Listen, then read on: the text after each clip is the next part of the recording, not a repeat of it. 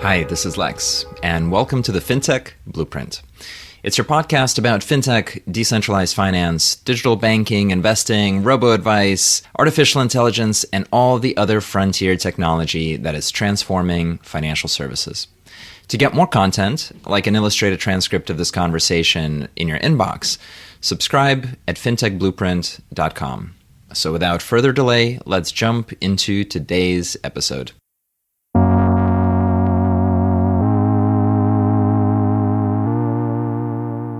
Hi, everybody, and welcome to today's conversation. I'm thrilled to have with us Eva Shang, who is the general partner and CEO of Legalist. Legalist is a fascinating institutional asset management firm with strategies like litigation finance, bankruptcy, and government receivables, and they're tech-enabled and modern, and we'll certainly talk about that. Eva also has a really interesting story as to how she got into this business, so I'm excited to chat with her about it. With that, welcome to the podcast. Thank you so much for having me, Lex. My pleasure. Can you talk a little bit about Legalist today? What is it? How much do you manage in assets, and what kind of strategies do you have? So today, Legalist manages around $900 million in assets. Our LPs include hospitals, university endowments, foundations, family offices, and we manage them in three particular asset classes: litigation finance, bankruptcy, and government receivables. What does that mean, those three strategies? So litigation finance, which is our core strategy, we have around 500 million of assets in this asset class. The core of it is that we make an investment into a litigation asset.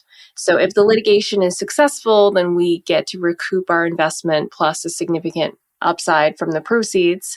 And if the litigation is unsuccessful, then it's known as non-recourse, which means that we actually don't get paid back. So you can think of it as like a venture investment into a litigation, except that you're not investing in a company, you're investing in whether a case is successful or not. Just to touch it lightly, what does it mean that you're using data analysis and technology in this particular strategy? So the backstory of how my co-founder and I got into the litigation finance space is a little bit unusual. So most litigation funders are run by two lawyers who used to work at a law firm. They raised some money and they decided to venture into litigation funding and funding a few large cases that they underwrite themselves. So the way that Legalist got into litigation funding is the complete opposite of that. So we actually dropped out of Harvard to start this company. Christian and I, my co-founder, were in the Y-Combinator program in the summer of 2016. And we were actually working on a totally different idea that used the same technology. So we were working on a legal analytics product where we were scraping state and federal court records, assembling that information, packaging it up into analytics, and then attempting to sell it to attorneys. We actually didn't get very far. The first day that we got there, John Levy, who's the general counsel at Y-Combinator, stopped us and was like, "I heard that you're working on a legal tech company." And we were like, "Oh, yeah." And he was like, "I really don't like your idea." And we were like, "Oh, we just got here." Then we were like, "What don't you like about our idea?" And what he essentially said is that legal analytics is such a tough sell because lawyers are not actually incentivized to be more efficient. Lawyers are not incentivized really to do their job better unless it's like they're in-house or some other scenario like that. And so we were like, well, what are lawyers incentivized to do? And he said, semi-ironically, lawyers are incentivized to get paid. So from there, that really got us thinking about this idea of litigation finance, which he brought to us a little bit later. And this idea that it helps lawyers to get paid, which is one of the biggest needs in the justice system, right? If you have a personal injury case, you can always have your lawyer take it on contingency. But if you have a real commercial dispute that can span multiple years, lawyers aren't going to take that on contingency. And so that's really where the need for litigation funding comes in. And so what we decided to do with our technology that we had built instead, which gave us a bird's eye view over every state and federal court docket in the country on a live basis, is we decided to pick out cases that we thought were going well and that matched a general litigation finance mandate and then reach out to them and say, hey, congratulations on having your case go so well. Would you be interested in using litigation finance? So at the core of it, that's really what the Legalist technology platform is built around today. Even though we manage more than just litigation finance, what the technology does is it helps us to source investment opportunities and put them through an initial layer of screening so that we can proactively identify investments that we want to make.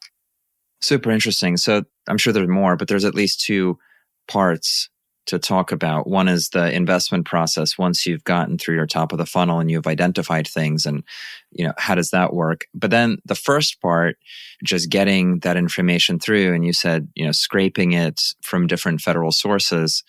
I'm really curious to understand how you did this in kind of the Y-Combinator context, right? So in 2016, if you think about the market, there was a push into big data, and big data was absolutely a theme, but we hadn't yet had the machine learning and neural network revolution to the extent that we've had today.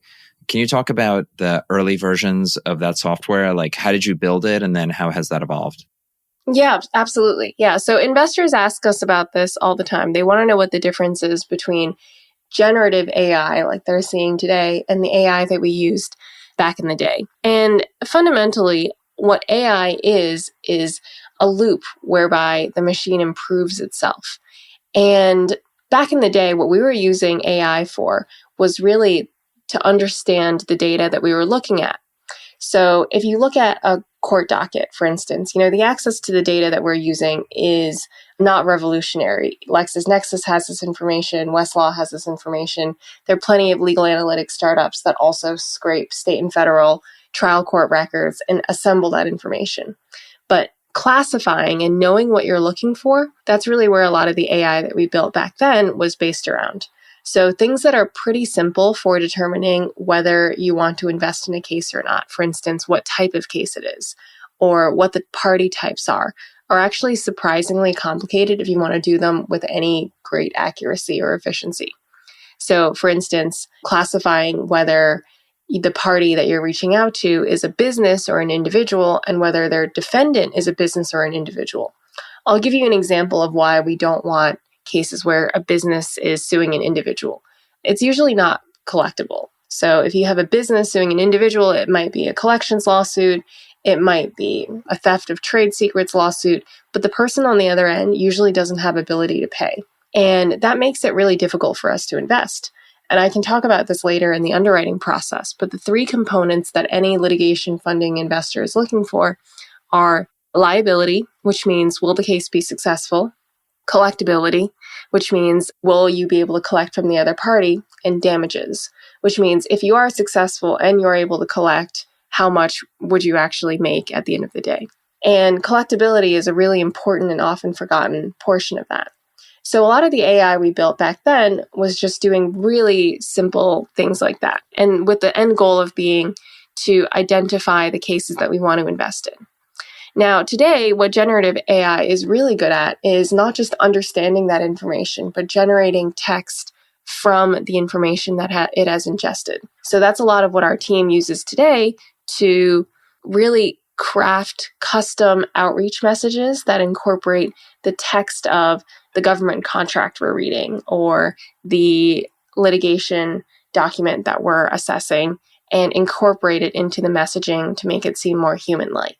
So that's kind of an example of how the technology has evolved from then until now. And I expect that with the advances that AI is making every day, that we'll have to continue to evolve to stay ahead of the curve. For that early classification, what were the approaches that you used? Were you training like a neural net that you were running on some cluster, or were you using like a third-party cloud provider? How did you get to, and then how were you structuring the data to be able to train the model in the first place? That question might be a little bit technical for me because my co-founder was the CTO at the time. I know that we were not using anything super complicated, like an unsupervised machine learning model or anything like that. Everything we did was supervised, and it was on very micro problems, like what I mentioned, this idea of assessing whether the defendant was a a company or an individual.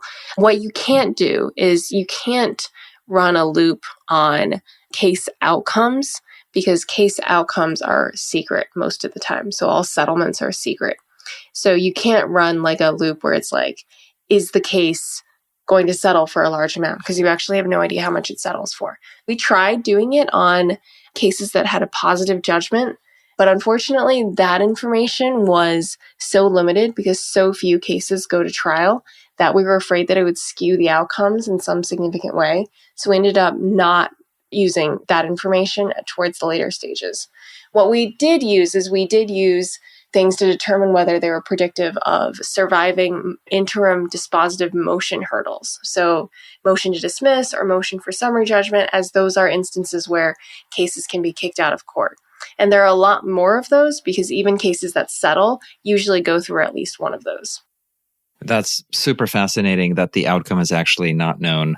I can imagine any sort of digital lender getting pretty frustrated with a data set that gives you like an enormous set of qualitative data and then doesn't tell you what actually happens. And then the other thing that makes it a little bit more complicated as well, and this is what I imagine people miss when they think of litigation funding as a purely quantitative exercise. Even assuming that you knew the damages figures going into it, you don't know the damages figures for the cases that you're investing in. So let's say that someone comes to you, let's say that you have a perfectly well-trained data set, and someone comes to you and says, I've got a case that's $10 million. Then you could say, oh, yes, let me match it up to my other cases that have $10 million trial outcomes or $10 million settlements. And then you put in a proportional amount of money, but then you find out the case is only a $1 million case. So that information, the damages information, is virtually impossible to get solid information on a going forward basis because every plaintiff will say my damages are X amount. Like the amount of $1 billion damages cases we've heard, we always joke internally, if they were all worth $1 billion, then the entire US GDP would be covered by the litigation that we've seen. We talked about that initial part of getting the data and trying to organize it. What about that second part, which is trying to make decisions about which cases were worth investing in and which were not? And maybe this is also an opportunity to talk about what the asset class is like at all, and then how did you build the investment organization? So you can think of our tech as being extremely helpful for initial screening and initial sourcing. So there are 80 plus million civil court cases filed every year, and we pick a few 100,000 to reach out to. And from there, about a couple thousand of them respond, yes, I'm interested in litigation funding. But even from there, you still need underwriters or human lawyers, really, to take a look at each case and determine what amount would be appropriate to invest, how to stage the investment, and other just granular details like that. You still need someone to negotiate the credit agreement. And so our team, led by a really fantastic portfolio manager, has 3 underwriters who are all lawyers. And their job is to, day in and day out, look at these investment opportunities and make some determination at investment committee about whether we should invest in them, and then also how much we should invest in them and how we should price them. So from there, it looks a lot more like a traditional litigation finance investment process. The only difference is that they're dealing with unprecedented volume on the front end and have a lot more cases to pick from. How do they navigate that? I mean, it must be a pretty different environment. And if you think about the various fintech themes that have happened over the last decade, like there's a lot of discussion, and I think this is probably true for what's happening in artificial intelligence now. There's a lot of discussion about kind of hybrid productivity where you have a human being performing their craft, like work that is difficult to learn, that has taken them a long time, at which they have expertise, and that is very manual. But then combining that in a hybrid work environment with machine labor, whether it's route automation, just getting data through, or whether it's using machine learning models to sort of pre-make the underwriting decision. I think we see a lot of this hybrid setup as the answer to, will AI take away everybody's job or will they make them more productive? What's it like for people in your firm? How does it look?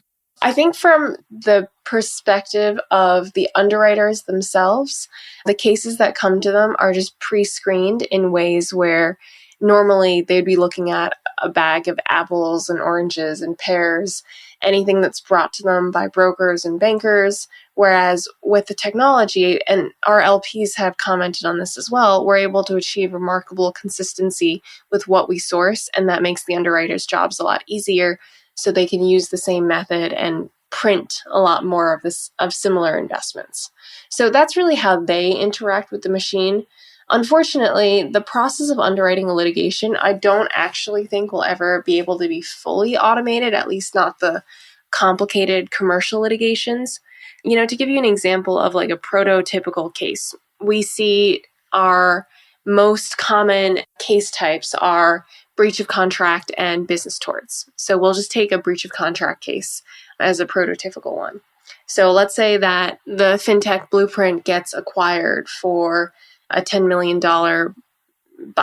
And now we're talking. Yeah. And so you have some sort of earn-out agreement.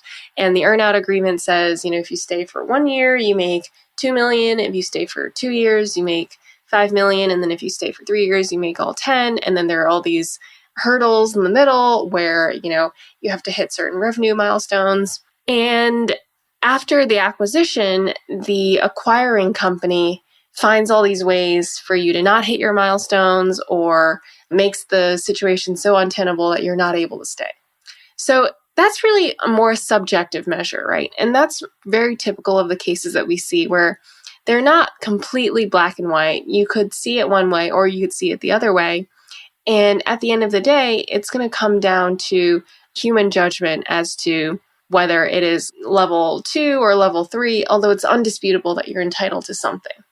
And so a lot of what our underwriters do and what the jury does at the end of the day is say, how much, we know that the Fintech Blueprint is entitled to something, but how much are they entitled to? And we size our investment proportional to that. If we size it too large, then you have a moral hazard problem where in order to exit the litigation, in order to settle the litigation, the hurdle is too high.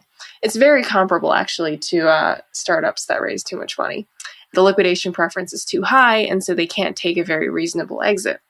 But then if you invest too little, it's very difficult to get the law firm to agree to litigate a case for what they view as below the amount they would make if they were just billing hourly or with another client. These negotiations, I don't think will ever be able to be fully automated, not to mention the underwriting process for determining the damages themselves.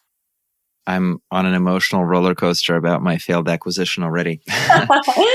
So between 2019 and now, the firm's assets really grew very, very aggressively from 100 million to 900, as you say. Did that overlap with your adding these other strategies, or what happened to create the turning point for you? So we raised our first fund, which was only 10 million of assets in 2017. And that was the hardest 10 million to raise in my life because we had no track record and no investment experience and nothing except for this technology that we had developed at Y-Combinator. So those first couple years of raising the 10 million, investing the 10 million were extremely difficult. And in 2019, when we closed our first institutional fund with insurance companies, endowments, foundations, and a lot of our advisors who came in early, that really put us on good footing to start building our track record in earnest. And that first fund ended up doing extremely well, which led us to be able to double down on that with a much larger litigation fund, as well as to raise these other strategies, most of which use the same technology. So our bankruptcy fund, which we launched in 2021, that one focuses on sourcing small dollar bankruptcies with significant assets right as they file. So before the creditors have had a chance to foreclose, right as they're looking for what's known as a DIP loan or a bridge loan for them to liquidate during the bankruptcy process. Our tech is really good at identifying those opportunities that are off the beaten track and swooping in to offer them a DIP loan right as they file. And then our government receivables lending strategy That one identifies federal and state contractors who are at a turning point in their business where they really need a credit facility for working capital. So those are two strategies that we've really built out since 2019, and they contribute around 400 of the AUM that we've raised. But another 400 just comes from our litigation finance strategy continuing to do well and to grow. How did you figure out that these were the following strategies? Was it that, you had built a team that could intelligently pull apart where the value was, or did you do like a big analysis of the space? How did it make sense to you to expand here? Yeah, so LPs frequently don't understand exactly what our technology does. And so they will just throw ideas at us for things that we could scrape, which have no data source, or things that we could invest in, which have no data source. And so I think the most important thing for us and for our technology is having a comprehensive, usually government-run data source by which we can proactively identify investment opportunities in a space where other people would love to invest in these if they had access to the kind of deal flow that we have. So I'll give you an example. In government receivables, the government is clearly the best counterparty for any kind of receivable, right? So why do people invest in commercial receivables at all? The answer is usually because they can't source enough government receivables. Well, what if you could identify companies that have government contracts and are in need of receivables financing at their particular stage, and then you could only source government receivables? Wouldn't that be better than just a standard receivables lending fund? That's kind of the approach that we take, but of course there are three components to it. One is the data available? Two is, are the returns juicy enough? And then third is there LP demand at this juncture for a product like this? So we triangulate between the three of them, and then eventually we settle on what we're going to do next. Let's talk a little bit about your LPs and the fundraising process. A lot of endowments and institutions, when they're investing, they have a point of view from an asset allocation. And maybe there's a venture portfolio and a private equity portfolio and some hedge funds. What you've described is a pretty novel strategy, as well as a modern approach to executing on that strategy. I expect you'd had to educate a lot of the allocators that you talked to. What was that process like? And how do you position the firm with institutional investors, and what kinds of institutional investors are the most appropriate? That's a great question. Sounds like you're running a fund yourself. The types of allocators that litigation finance appeals most to are folks who are very worried about the financial markets and are looking for an uncorrelated source of return. So all of our strategies fit into this general area that's called diversifiers, or sometimes called uncorrelated, sometimes called absolute return. So these are things that are not related to how the markets are doing. Zero beta strategies. Sometimes we get grouped into like long short equity funds because we're similarly kind of a hedge fund structure, a hedge fund like investment profile, but our returns are much greater than the standard hedge fund. So how LPs bucket us really depends on how they're internally organized. Now, I will say the type of group that is a lot less interested are generally investors who are less sophisticated.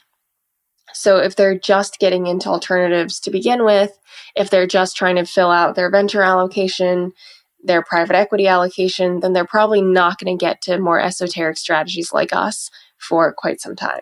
So if we're talking to them and they're like, yeah, we've got some stocks and some bonds and we're looking to add some private equity, we're like, oof, you're way too early in your journey for us. When you think about the scale of the strategy, how big do you think it can get before losing the ability to generate alpha? And similarly, what keeps you up at night in terms of competition or having other firms come in and try to eat away at the return you've been able to generate? We're really big on market comps. And so I think market comps are a pretty good reference point for how big each of our strategies can get. And the answer is not very large. So the largest litigation funders, the largest government credit funders, they're each only a couple billion of AUM. So I would be very surprised if each one of our strategies could scale to more than $1 billion or a couple billion of AUM, because then they would literally be the largest player in each of their fields. Now, that said, our technology is really the cornerstone of what makes each one of our strategies work.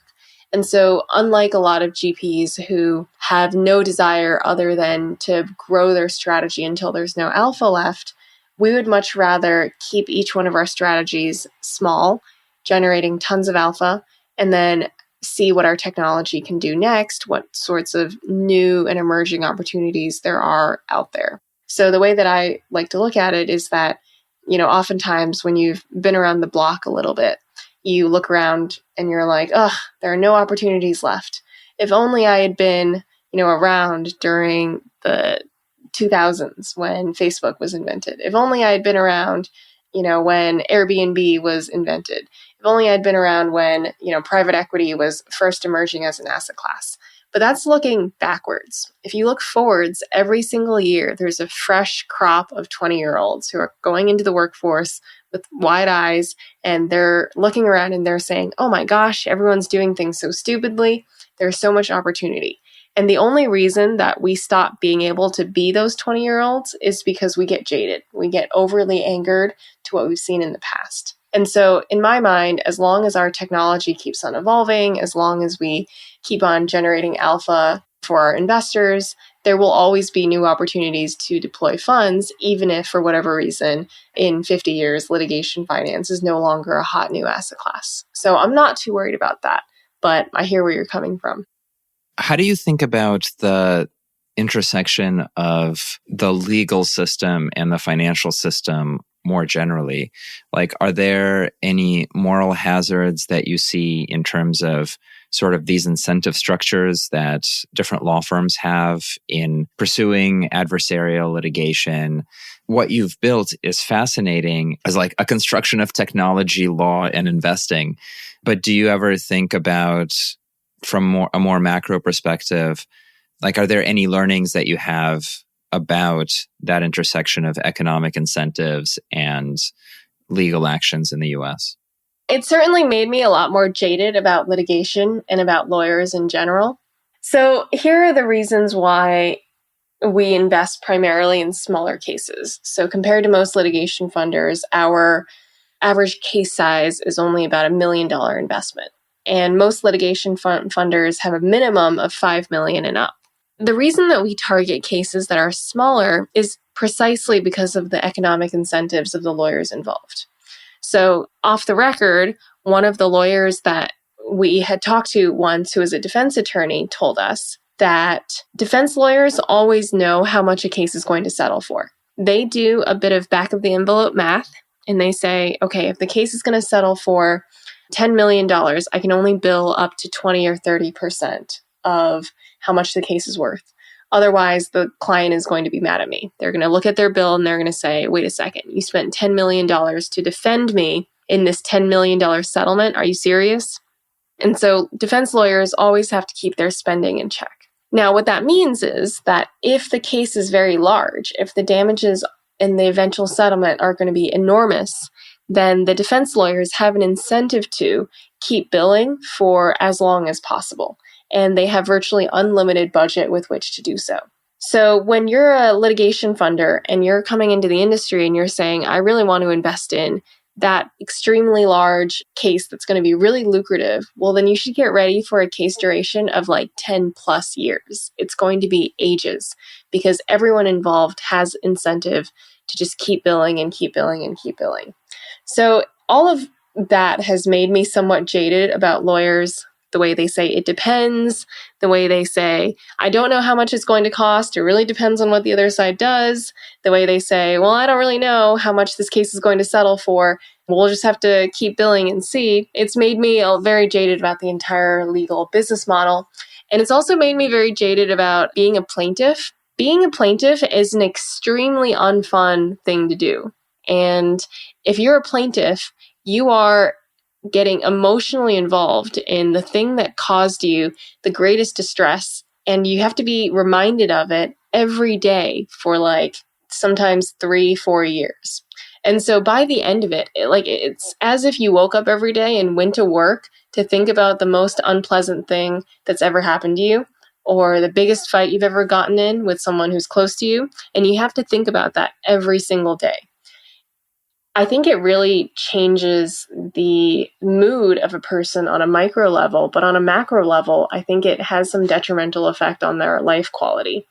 And for that reason, I would be very, very cautious before being embroiled in litigation as a plaintiff personally.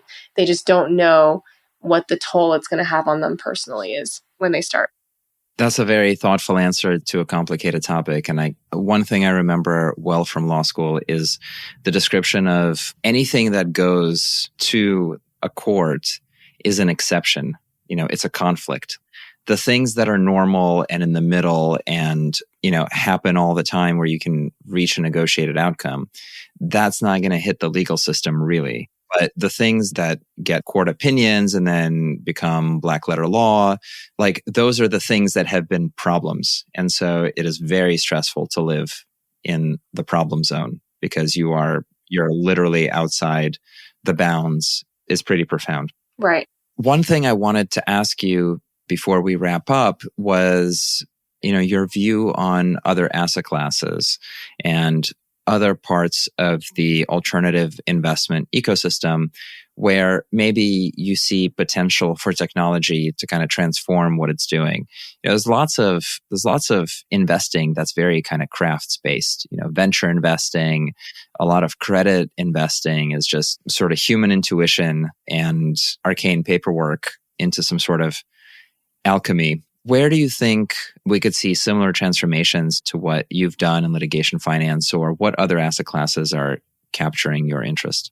I think we're set on new asset classes for the time being, but generally speaking, I think that you have seen a wave of interest in alternatives from retail investors over the past few years. Originally, it was just RIAs and wealth advisors who are getting into the space and investing in more off the beaten path products. But over the last few years, although I'm not totally sure whether this is just a bull market phenomenon, you had retail investors, some of whom weren't even accredited, investing individually in startups and cryptocurrencies, in art, in wine. Time will tell whether these things actually pan out, but I think the general world of alternatives has suddenly become interesting, even if it's just as a fun personal hobby more than it is an investment product for the retail audience. So that's a phenomenon in alternatives that I've noticed, although I'm not sure what the longevity of it is going to be. It's really tough, especially with retail investing, to have the patience to be interested in this stuff. Like you said, that even allocators that are following a structured approach might not know what litigation finance is. They're still picking their private equity provider. And at the same time, in the retail space, we have people who are, like you said, using Masterworks to lease or buy art, or investing in NFTs or crypto, or writing angel checks through equity crowdfunding. Is there an inherent danger of that kind of exposure? There is absolutely an inherent danger. What I've noticed more frequently in my space is that when I hear about an individual, even if it's a relatively sophisticated individual who says that they've invested in one litigation, they say it casually, almost like they're bragging at the country club. They're like, oh yeah, I've invested in a litigation. I'm like, you have?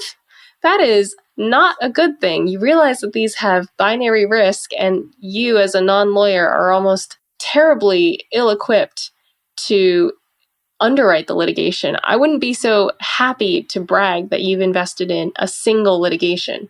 Not to mention, if they have invested in a single litigation or a single startup or a single XYZ from a platform that is using either some sort of tokenization or equity crowdfunding, the reason that those platforms are so risky is precisely because the SEC has all these rules in place to protect consumers for a reason. And the reason that everything is so regulated, the reason that everything is so difficult to access for retail investors is because they don't know how to fit it into their portfolio in a reasonable way. So the entire space makes me a little bit nervous as someone who has firsthand knowledge of how difficult it is to invest in one litigation. Absolutely. Well, Eva, thank you so much for coming on the podcast and sharing your story. If our audience wants to learn more about you or about Legalist, where should they go? Our website is legalist.com, and we have all our information there. Fantastic. Thanks again for coming on. Thank you so much, Lex. Hi, everyone. That's it for this week's episode of the Fintech Blueprint. For more technical deep dives into all things fintech and decentralized finance, check out fintechblueprint.com and grab a free subscription to the newsletter. This is Lex, and I'll see you next time.